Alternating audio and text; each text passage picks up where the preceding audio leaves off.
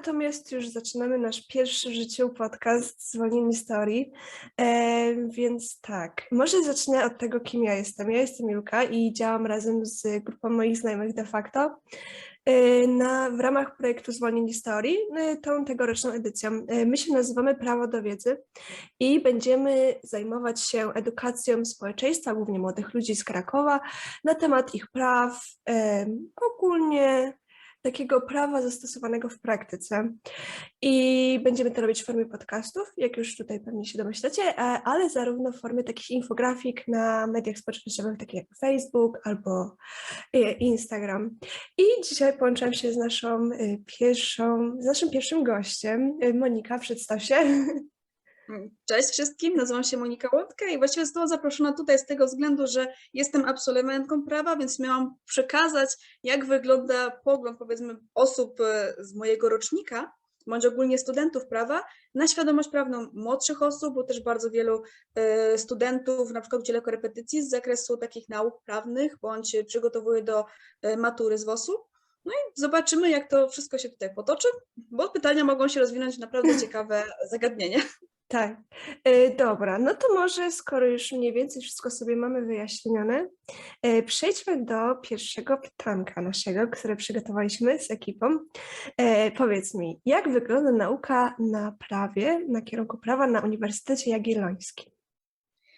Bardzo fajnie, że podkreślacie to na Uniwersytecie Jagiellońskim, bo każdy uniwersytet ma bardzo dużą specyfikę w tym zakresie.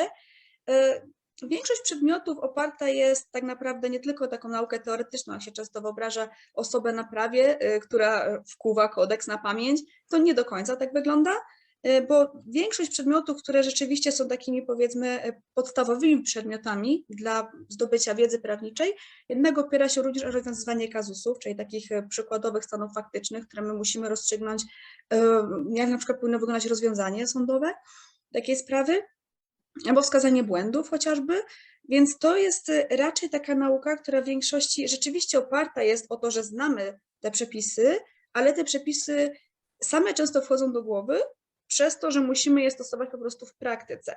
Co też nie znaczy, bo oczywiście jest bardzo wiele takich przedmiotów, że każdy przedmiot tak wygląda.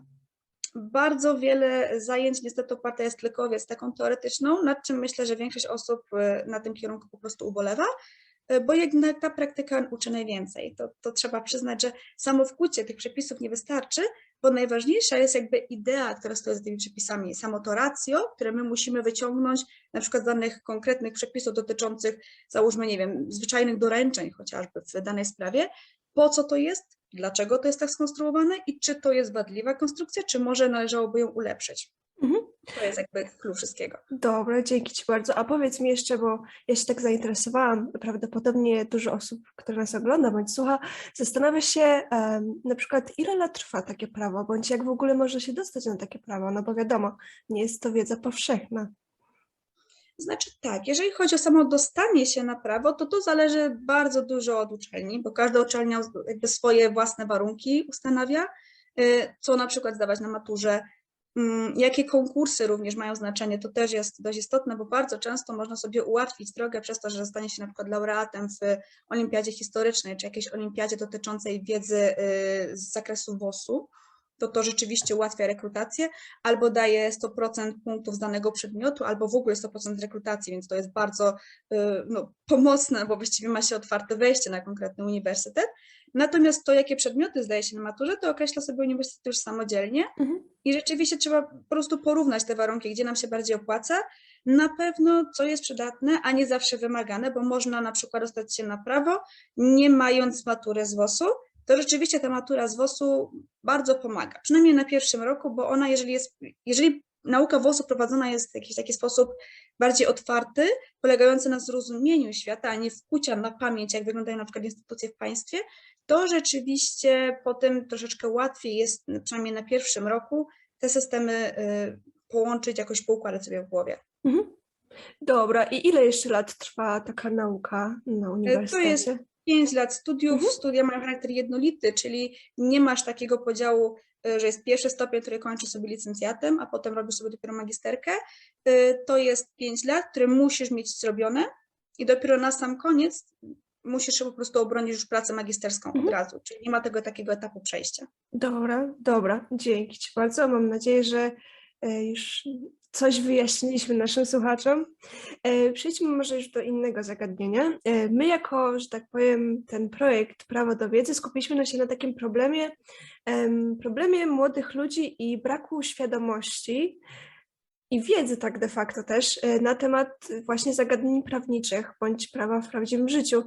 I tu jest pytanie do Ciebie, bo my zauważyliśmy ten problem, natomiast czy Ty też widzisz go ze swojej perspektywy, bądź czy uważasz, że on jest w ogóle ważny albo potrzebny? Znaczy tak, na pewno ten problem występuje, tylko bardzo mi trudno jest określić skalę, z tego względu, że jeżeli prowadzisz zajęcia w postaci korepetycji, to z naturalnych przyczyn masz do czynienia raczej z osobami, które albo nie mają WOS-u w szkole, albo jakieś takie powiedzmy przedmioty związane z prawem, dlatego się zgłaszają na te zajęcia, albo mają gorzej prowadzony ten przedmiot, albo po prostu same sobie czegoś nie poukładały jeszcze w głowie i potrzebują w tym zakresie pomocy. Więc tutaj faktycznie to myślenie może być w moim przypadku troszeczkę ukierunkowane przez ten pryzmat, bo tych zajęć jednak prowadziłam dość sporo w swoim życiu. Natomiast patrząc na przykład na media społecznościowe, bo też jestem na wielu takich grupkach, żeby poczytać, jak się ludzie opowiadają o prawie, nie będąc prawnikami, to rzeczywiście mam takie poczucie, że młode osoby chciałyby wiedzieć o prawie więcej, ale często tego nie wiedzą, mają jakieś swoje wyobrażenia, jak to prawo wygląda. Takie dwie postawy podstawowe rzucają mi się zawsze w oczy. Tak jak mówię, mam nadzieję, że to jest tylko jakiś mój fałszywy obraz rzeczywistości, albo to jest taka postawa wycofania, a co mnie to obchodzi, albo to jest taka postawa, że ja mam prawo i koniec, taka bardzo duża roszczeniowość, co też myślę zależy od wieku, bo też w miarę postępowania własnej edukacji, troszeczkę zmieniania swojego światopoglądu, no te postawy mogą ulec zmianie, więc to też nie jest tak zero-jedynkowo, że zawsze jest tak albo inaczej. Tak, zdecydowanie. Właśnie właściwie to Twoja odpowiedź całkiem pokrywa się z takim pewnym researchem małym, który my przeprowadziliśmy przez projektem. I to jest tak, mniej więcej z takiej ankiety, którą przeprowadziliśmy, to 50% osób ma jakieś pojęcie o prawie i samo się edukowało. 20% no chciało iść, ale nie wiedziało gdzie, nie wiedziało jak, nie miało tego w szkole, wiadomo, a reszta osób to po prostu, no mało ich to obchodzi, no. Nikt im nie każe. Dobra, to skoro już sobie ustaliliśmy, że jest jakiś taki problem, to jak sądzisz, Twoim zdaniem, skąd może wynikać coś takiego, taka właśnie niska świadomość? Jeżeli chodzi o młodych ludzi, tutaj mam na myśli właśnie osoby powiedzmy w takim wieku, użyję tu sformułowania gimnazjalne, bo jeszcze pamiętam ten taki stary system edukacji, no i takim wieku licealnym, to ja osobiście mam poczucie, że to jest kwestia tego, jak te zajęcia z WOS-u wyglądają w szkole, przy czym no, tu znowu trzeba podkreślić, że to znowu jest taka wiedza raczej nabyta przez doświadczenia, a jednak ten krąg taki korepetycyjny troszeczkę zakreśla to, co my wiemy o rzeczywistości w tym ujęciu. Przy czym wydaje mi się, że rzeczywiście niestety WOS jest traktowany troszeczkę po macoszemu w naszych szkołach, chociażby dlatego, że bardzo często te zajęcia oddawane są osobom, które nie mają pasji, żeby go przekazać tak jak powinny, albo na przykład uczą takiego, no właśnie, kucia na pamięć zamiast rozumienia pewnych instytucji i to jest duży problem, bo potem pojawia się taka sytuacja, gdzie my znamy mnóstwo pojęć na pamięć, ale nie do końca umiemy z nich wyciągnąć wnioski. No i druga rzecz, która mi tutaj przychodzi do głowy, to kwestia wychowania. Jestem osobą, która bardzo mocno zauważa, przynajmniej w wielu grupach społecznych, do których należy, nie w każdej, bo mam bardzo zróżnicowane, powiedzmy, środowisko, taką postawę troszeczkę charakterystyczną dla czasów minionych, która została wpojona przez osoby, które tego młodego człowieka wychowywały, czy to dziadkowie, czy to rodzice, czy jacyś opiekunowie. Tutaj mam na myśli taką postawę troszkę bierności i ignorancji, bo po co mi to mnie i tak nie dotyczy, albo i tak tego nie zrozumiem, bo tego jest za wiele.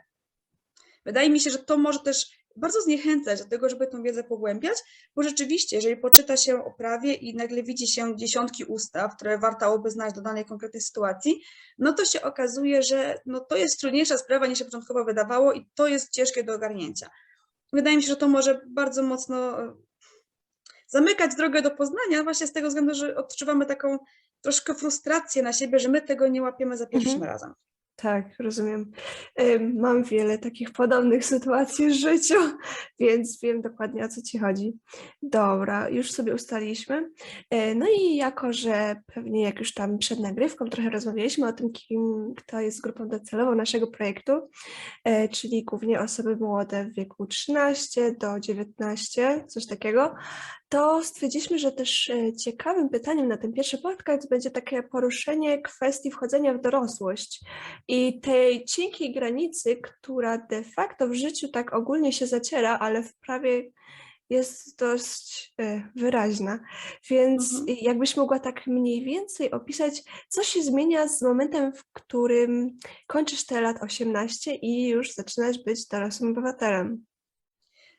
Tak bardzo często w praktyce to powiedziałabym, że no nie zmienia się nic. Nie chcę tutaj oczywiście, żeby zabrzmiało to w taki sposób, że prawo w ogóle tego nie reguluje. Nie, w żadnym razie, ale bardzo często przez to, że zostajemy jeszcze pod opieką rodziców tak naprawdę, znaczy pod opieką w cudzysłowie, tylko na przykład wybieramy kierunek studiów, a rodzice pomagają nam się utrzymać. To my tej dorosłości po prostu nie czujemy jeszcze w tym momencie i tak naprawdę styczność z nią pojawia się, kiedy chcemy sobie znaleźć pracę, czy to pracę dorywczą, czy jakąś pracę na stałe, no bo nagle okazuje się, że możemy sami to zrobić, nie potrzebujemy niczyjej zgody.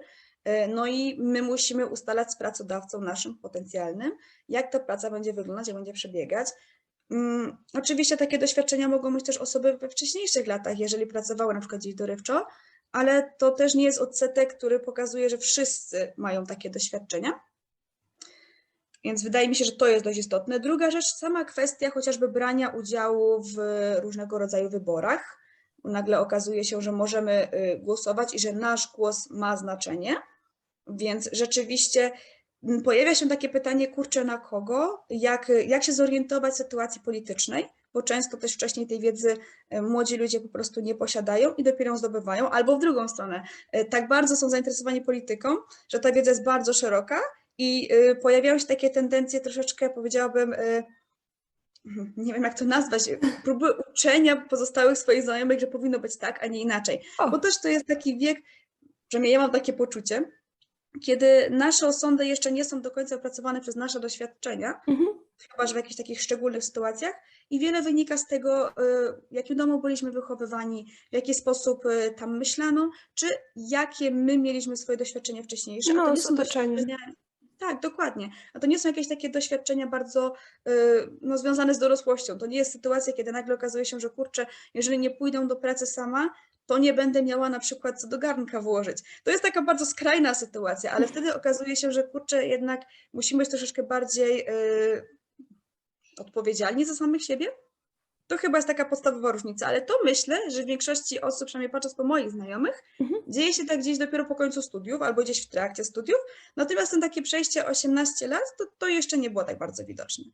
Dobra, a jakbyś popatrzyła na to z kwestii takiej czysto prawniczej, już trochę mniej życiowej, jaką odpowiedzialność nabywasz, bądź jakie prawa też zyskujesz z tym wkroczeniem, no bo tutaj za chwilkę też poruszymy ten temat osądzania osób 16-17 jak dorosłych, natomiast jak to tam wygląda w kodeksach? Znaczy tak, jeżeli chodzi o kodeks karny, to taka pełna odpowiedzialność za popełnione przestępstwo pojawia się już wcześniej, bo to jest 17 rok życia.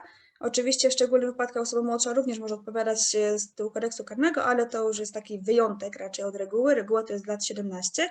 Natomiast co do zasady, z wejściem w pełnoletność, czyli osiągnięciem najczęściej tego 18 roku życia, pojawia się pełna zdolność do czynności prawnych. Czyli tak naprawdę przysługuje nam prawo do zaciągania samemu zobowiązań i do ponoszenia odpowiedzialności za te zobowiązania bez potrzeby uzyskiwania czyjejś zgody, czy to osoby sprawującej opiekę nad nami, czy to, nie wiem, w niektórych wypadkach sądu opiekuńczego na przykład.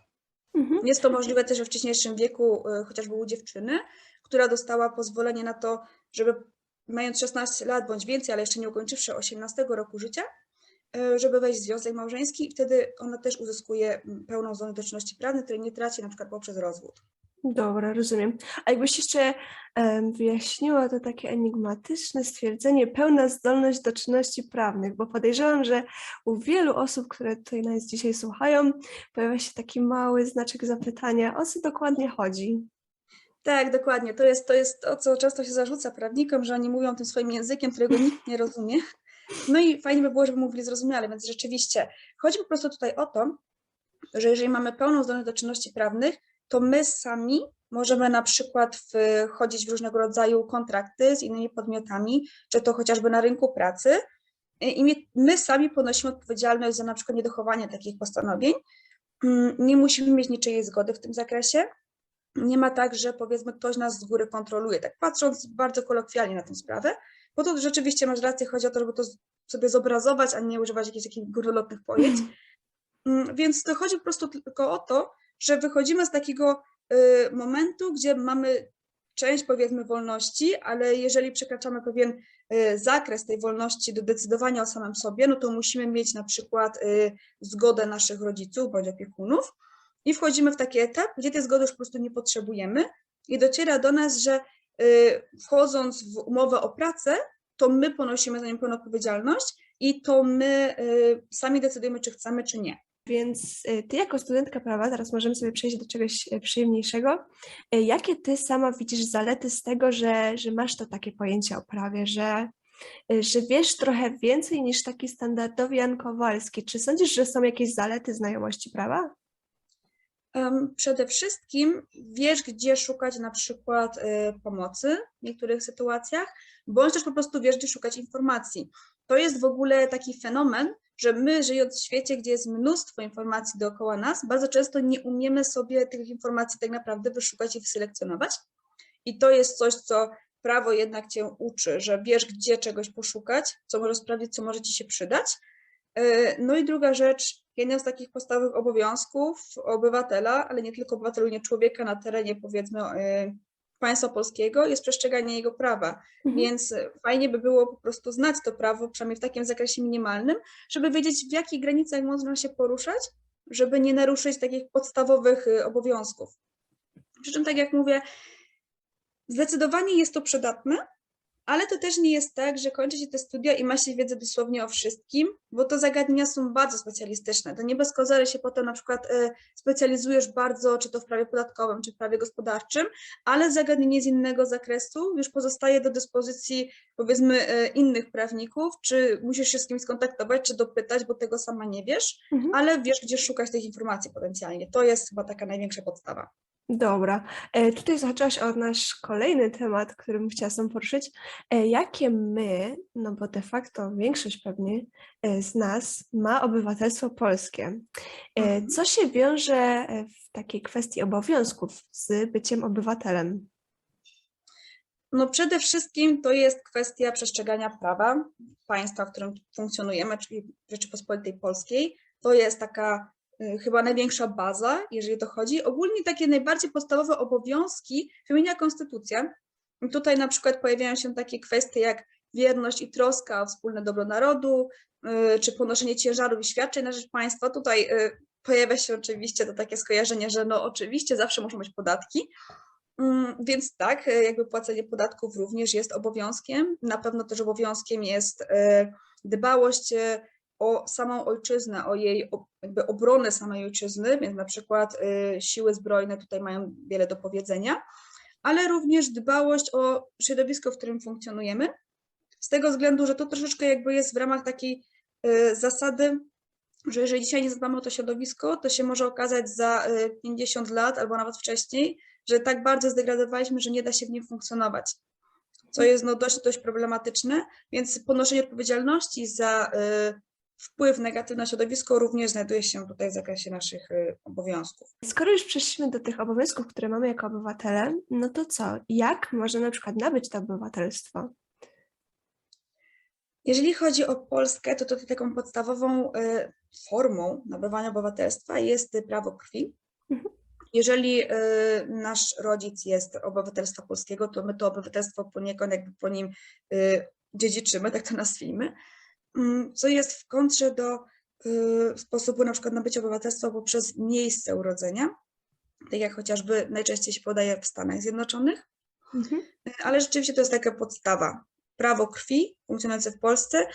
Prawo ziemi występuje raczej pomocniczo, jeżeli chodzi o Polskę, ale zdecydowanie w większych przypadków patrzymy po prostu na pochodzenie rodziców. Mhm.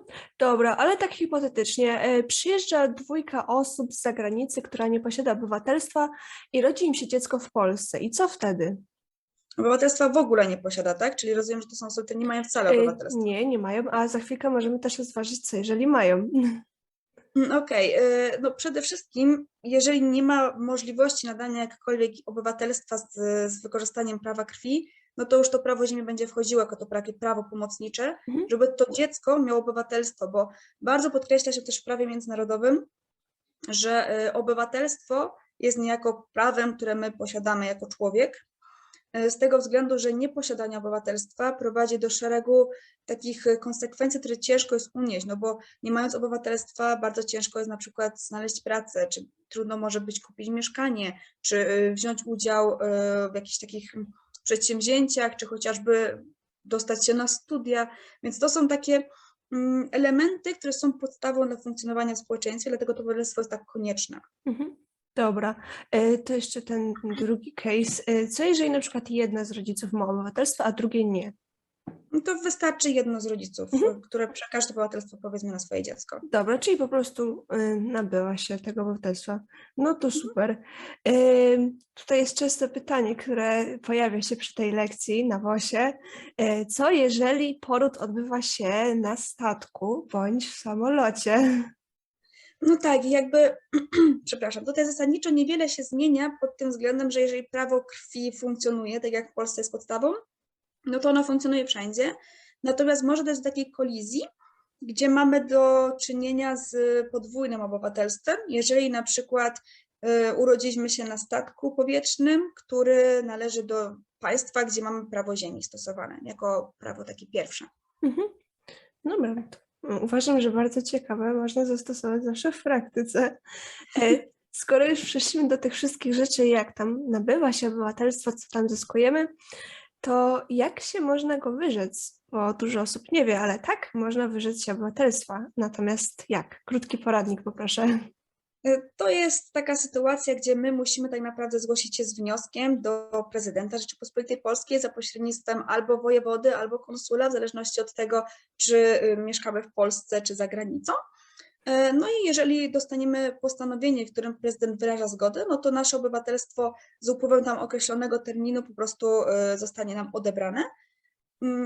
Pod warunkiem, że mamy obywatelstwo innego państwa, bądź posiadamy przyrzeczenie, że takie obywatelstwo dostaniemy, bo to znowu troszeczkę taka problematyka z zakresu prawa międzynarodowego, że skoro uważamy posiadanie obywatelstwa za nasze prawo, no to byłoby jego pogwałceniem wrzucanie człowieka w taką sytuację, gdzie nie posiada żadnego obywatelstwa i utrudnianie mu życia. Więc dba się o to, żeby zwłaszcza przy zrzeczeniu się obywatelstwa, żeby ten obywatel posiadał również obywatelstwo takie, powiedzmy, zapasowe na taką okazję. Rozumiem, dobra. A teraz może takie już bardziej kulturowe. Jaka jest różnica według Ciebie na przykład między obywatelstwem a narodowością?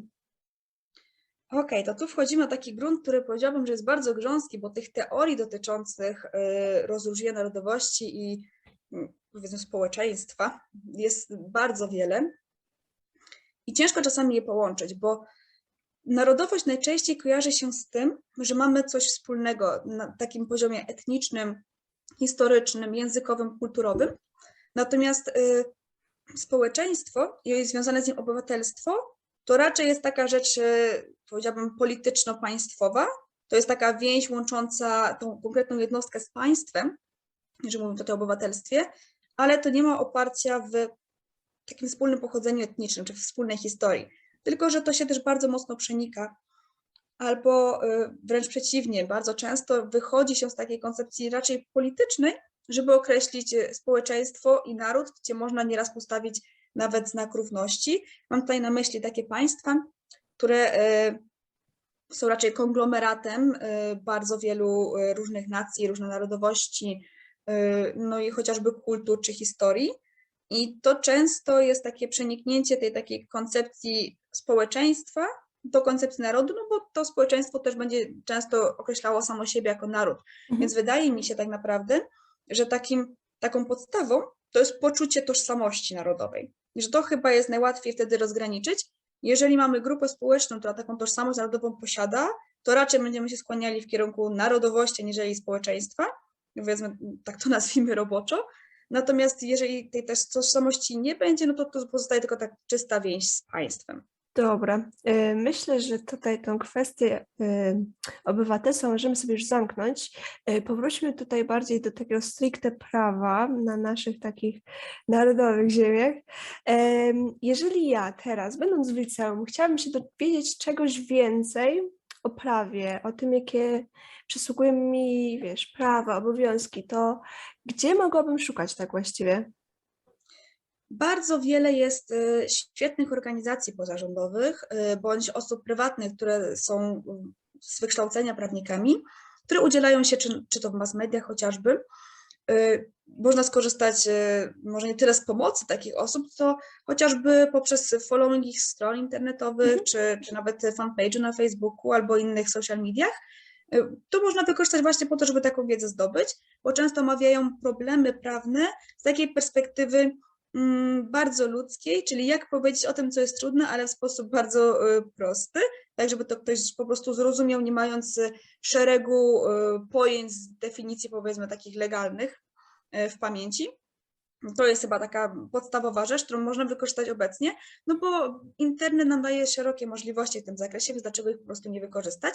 Zwłaszcza, że jeżeli chodzi na przykład o podręczniki prawnicze, bo to pewnie by było takie pierwsze skojarzenie, to zajrzę sobie do książki związanej z tym tematem. Może być to napisane w sposób utrudniający zrozumienie dla kogoś, na przykład nie zna tej takiej siatki pojęciowej, no bo to często nie jest napisane w taki sposób bardzo kolokwialny, ale raczej w taki sposób z wykorzystaniem tego języka prawniczego, co utrudnia troszeczkę zrozumienie takiego tekstu, ale jest też szereg pozycji, które można znaleźć, które są takie, nazwałabym to, popularyzatorskie, jeżeli chodzi o prawo, czyli na przykład takie podręczniki, które nie są napisane stricte pod kierunek prawo. Czyli na przykład podręczniki, które traktują chociażby o problematyce Unii Europejskiej, ale napisane są nie tylko dla prawników, bo wówczas ta materia może być omówiona w sposób troszeczkę bardziej zrozumiały, to na pewno, ale takim pierwszym źródłem to mi się wydaje, że właśnie fajne stronki organizacji pozarządowych, czy właśnie osób prywatnych na social mediach. To jest takie miejsce, gdzie można zasięgnąć wiedzy, ale też można przy okazji zobaczyć, jaki jest społeczny odbiór takiej wiedzy, chociażby czytając komentarze. Skoro już mamy, gdzie mniej więcej można pozyskiwać te treści, to jak Twoim zdaniem można pozostać takim aktywnym odbiorcą wiadomości? Rozumiem, że to jest taka problematyka, przychodzisz wieczorem zmęczona po zajęciach czy po pracy i nie chce ci się szukać po prostu. I Tak. skąd taką informację zdobyć? No faktycznie najbardziej rzetelnie byłoby, gdybyśmy podeszli do tego tak, że przeczytamy w kilku źródłach, może jakieś wnioski z tego powyciągamy, ale często brakuje siły bądź takiego samozaparcia, żeby to zrobić, zwłaszcza po jakimś takim dłuższym, męczącym dniu. Więc w takim wypadku, no to znowu myślę, to jest powrót do takiego źródła podstawowego, jakie mamy obecnie, czyli internet. Wydaje mi się, że w naszym, powiedzmy, obecnej sytuacji ciężko byłoby bez tego internetu funkcjonować mimo wszystko. Ale jeżeli jest ta możliwość, że jakiś temat na przykład Cię zainteresuje, chciałbyś wiedzieć o nim więcej, to porównanie kilku źródeł byłoby bardzo w porządku, zwłaszcza jeżeli to są źródła, które są skrajnie orientacyjnie, powiedzmy, nastawione do obecnie rządzących. To może być ciekawa perspektywa, bo zupełnie coś innego można mieć przekazane albo w zupełnie inny sposób. I to jest fajne dla obywatela, bo może powyciągać sobie z tego wnioski, a jeszcze gdyby sobie znalazł jakiś fajny komentarz, załóżmy prawnika w tym temacie, albo też osób takich prywatnych, dla porównania, co ludzie myślą, a co teoretycznie w prawie jest w takim zakresie. To jest, myślę, że fajna rzecz, gdzie jeżeli jesteś zmęczona i tego czasu Ci brakuje, to wydaje mi się, że takie komentarze osób, które są związane z prawem, ale jednocześnie powiedzmy mają taką wiedzę i jak przekazać tą wiedzę w sposób raczej zrozumiały. To może być fajne miejsce. Można znaleźć świetne fora, gdzie mamy do czynienia z prawnikami, którzy się fantastycznie wypowiadają, tylko że używają właśnie takich ciężkich sformułowań. Więc myślę, że w tym zakresie lepiej zamknąć się Jeżeli jesteś oczywiście zmęczony, dalej podkreślam to, że jeżeli masz możliwość, to szukać więcej, a jeżeli nie, to lepiej zostać w takim komentarzu napisanym raczej zrozumiałym, prostym językiem, żeby nie wypaść się z informacji tutaj do tych źródeł, o których wcześniej mówiłyśmy. Można dodać oczywiście też jakieś takie stronki oficjalne instytucji. Chociażby dlatego, żeby właśnie sprawdzić, jak to instytucje podają, jak one się opowiadają w tym zakresie. To też może być ciekawe.